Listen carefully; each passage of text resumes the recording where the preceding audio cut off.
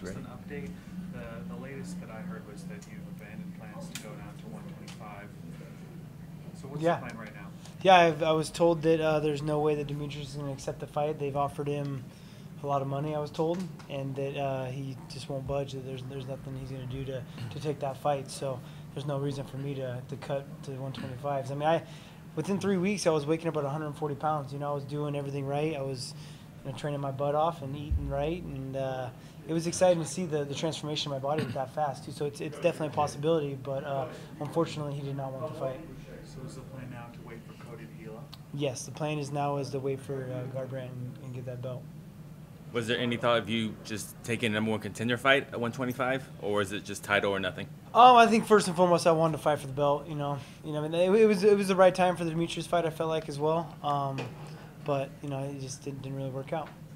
Now that Tough is over, yeah. I mean, you can really kind of talk about the filming and like all the things, the antics that happened throughout that. How much of really just depleting was that on you? It was emotionally draining. Yeah, I was definitely tired going to and from after coming home. You know, it was an exhausting 6 weeks, and I think no matter what, even just coaching guys for 6 weeks would have been exhausting. But just the drama added on top of it was a lot to deal with. You know, a lot of true colors were shown, and ultimately, I'm glad I did it, but I didn't want to do the show. I didn't want to coach the show because of that reason, but I knew that was the way I was going to get my shot, was to coach Ultimate Fighter. You know. Now having to go back, but you had the surgery, and then you have to go through this process all over again. Mm-hmm. I mean, what is that? How do you anticipate that going? I mean, you just got to keep a smile on your face and just keep trucking. And there's nothing I can really do about it. You know, just push for the goal, and goals for me to be on top. What has been the reception like on the show? Because I think from a coaching standpoint, you look like you were doing your job, and it seemed like you came across really well on the show. Yeah, from the fans and from what I've heard, yeah, it seems like it's come across very, very well. You know, like I said, I felt like some true colors have come out, and I said that before the show even started. Like, what's your expectations for the show? And that was kind of it. You know, that I've always wanted to coach the Ultimate Fighter ever since I've been on it, and since I've been successful in the UFC. That was something I've wanted, a goal of mine to do. When I was told I was going to coach against Cody and Team Alpha Male, I didn't want to do it. Right. You know, but like I said, that was the only way I was going to get my title fight, and I wasn't going to pass up the opportunity. But I'm glad I gutted it out and did it. Where's training camp for you now? Because I know Colorado, you were there. There's the muscle farm thing that's no longer a thing. Were you in California now? Where are you for training camp? I'm both. I'm still in Colorado. My file has just got done today.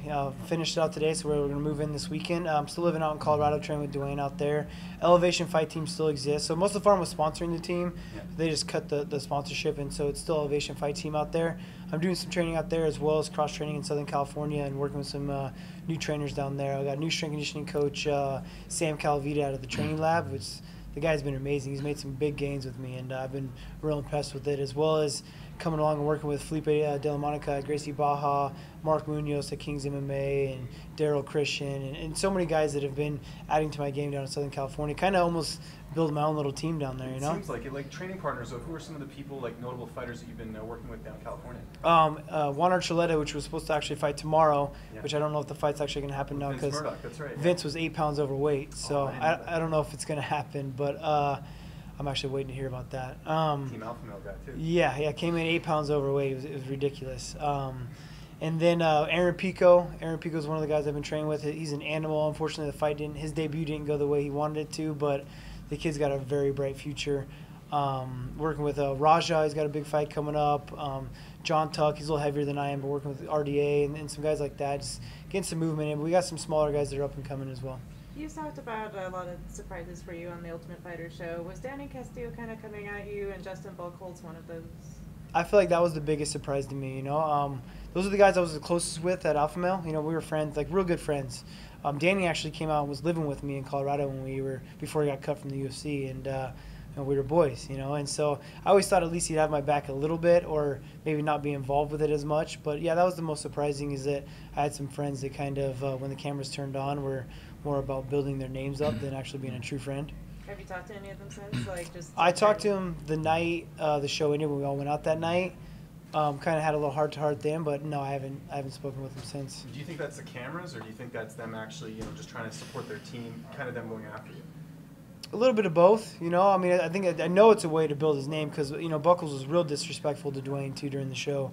And there's no way I feel like he'd be like that in person, you know. And I think it was a way to try to build some drama between him and Dwayne and really hype up his own name as a coach and trying to feed off Dwayne as being Coach of the Year and trying to get him, push him for himself. You know, he's really trying to hype up his own name, how he's this greatest coach, you know. And so the drama was going to hype their name up, as well as this is their job now, you know. Their job is to be behind their team, and their team has to hate me now, I guess. So how's Dwayne dealing with all this? Because he came across, I mean, he was just, you know, just sitting there taking it. He doesn't seem like a confrontational guy. How's he doing with the, you know, everything that happened on the show? Oh, it's definitely something he doesn't want to deal with. You know, drama's not his thing. He's kind of one of those guys that he's 0 from 100. So you piss him off, he's probably going to be a fist fight. So he kind of had to pull himself back a little bit. He did a real good job. I got a little nervous there when it started getting down with him. I thought things were going to get heated. I know I can control myself, but when it started hashing out on Dwayne, I thought it was going to get a little ugly. Did you watch Uriah's acceptance speech? I missed it, actually, no. But, I mean, the guy definitely deserves to be in the Hall of Fame, you know. And it was cool to see Joseph Benavidez was the one that gave the speech for it, too. So. Did you happen to see the UFC Legends panel? No, I did not. Boss Rutten gave Dwayne a lot of love and said, Nice. you know, he's one of the best coaches in the game right now. And the rest of the panel actually kind of agreed that, yeah, he's doing great things. So.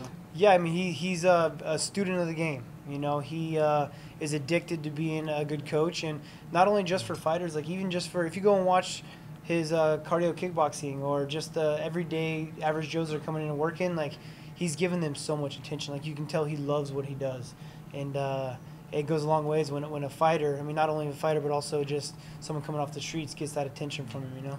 You know, I got a question about the one of the pranks in the house, the snakes.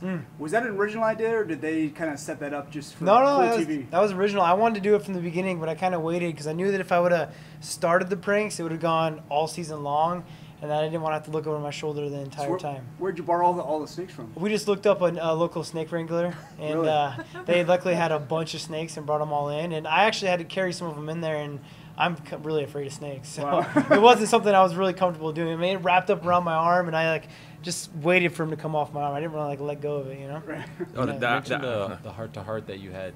Does that mean that you guys are good now? How did it end up?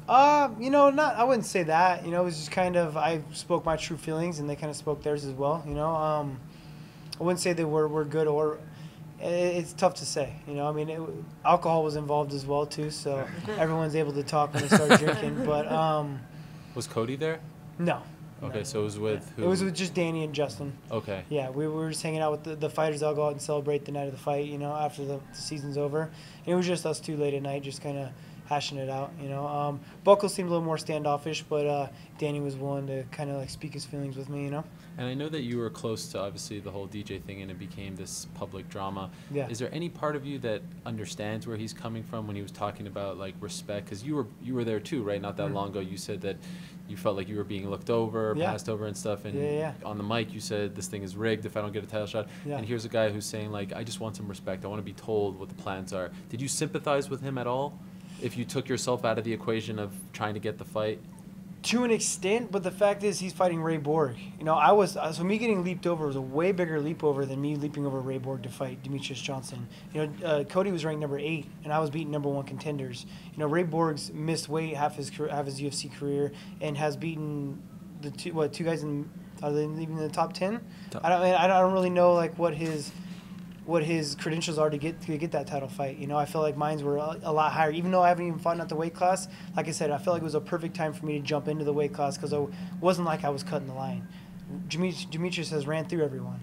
You know, Ray Borg, I don't feel like is a deserving contender in my eyes. So let's say you fight Cody, you beat Cody, you become champion. Would you then consider going down to 125 and trying to do a champion versus champion fight, or are you done with that idea?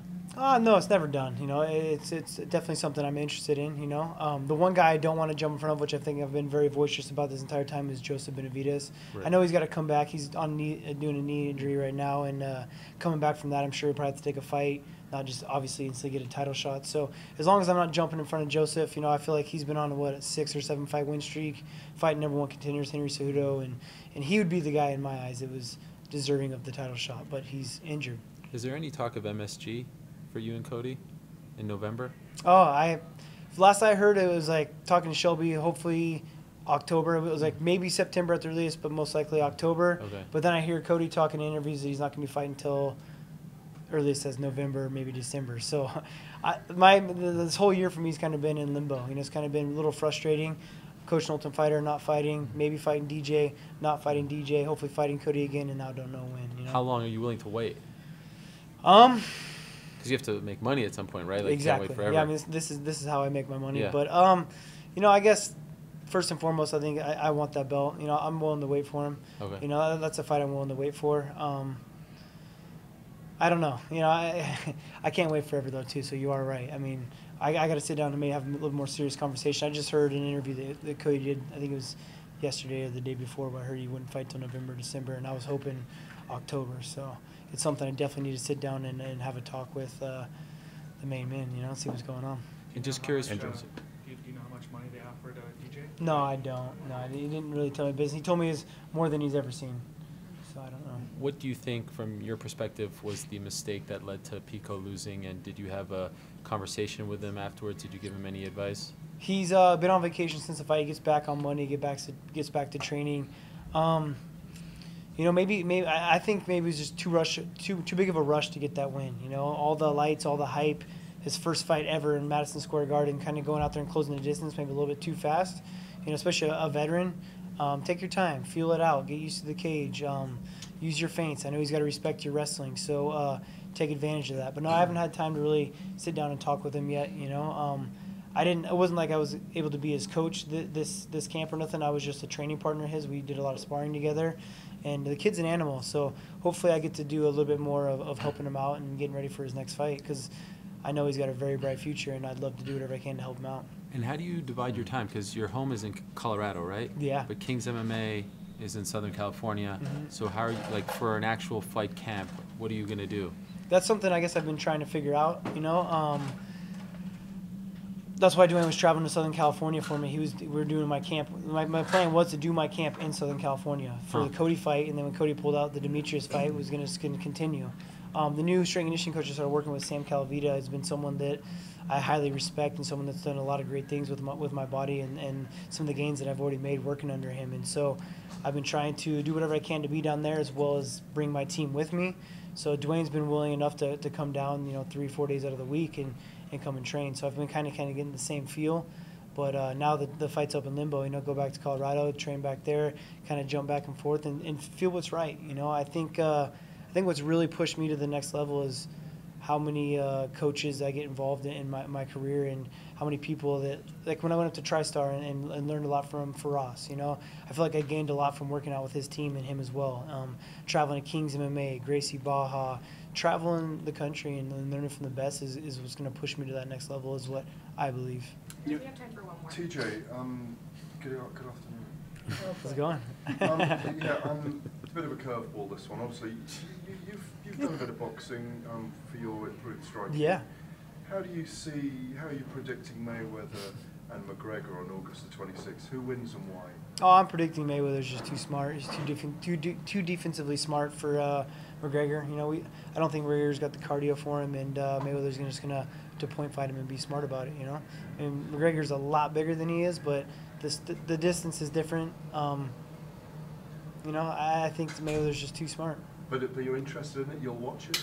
I'll be interested in all the drama. It's kind of a circus fight, but yeah, it's good for the sport, man. It brings a lot of attention. He's bringing a lot of attention to the world of MMA, and hopefully bringing that money with it too. Thank you. TJ, after the fight with Cody's over, are you hoping to revisit the heart-to-heart with those guys, and you think it'll be easier to settle that after the fight's done? Is that something you want to do again? Or I kind of feel like the ball's in their court, really. I haven't really done too much of trying to backlash and badmouth them for the most part. I've kind of stayed as professional as I can with defending myself. It's kind of like if they're going to stop attacking me. You know what I mean? If that's why I think it's in their court. I haven't really gone and looked for the rivalry. I haven't really gone to look to make enemies. So I've kind of been put in that position. I'm not trying to play the victim, but that's just kind of the way that I see it. But that's something that hopefully would happen. Yeah, sure. I created some relationships that I thought was going to have for the rest of my life. That kind of crazy that they are the way they are now. Some guys have crossed the line to where I won't ever, look at them the same. But there's some connections I have on that team that, yeah, I mean, I feel like it'd be nice to be able to squash this whole thing.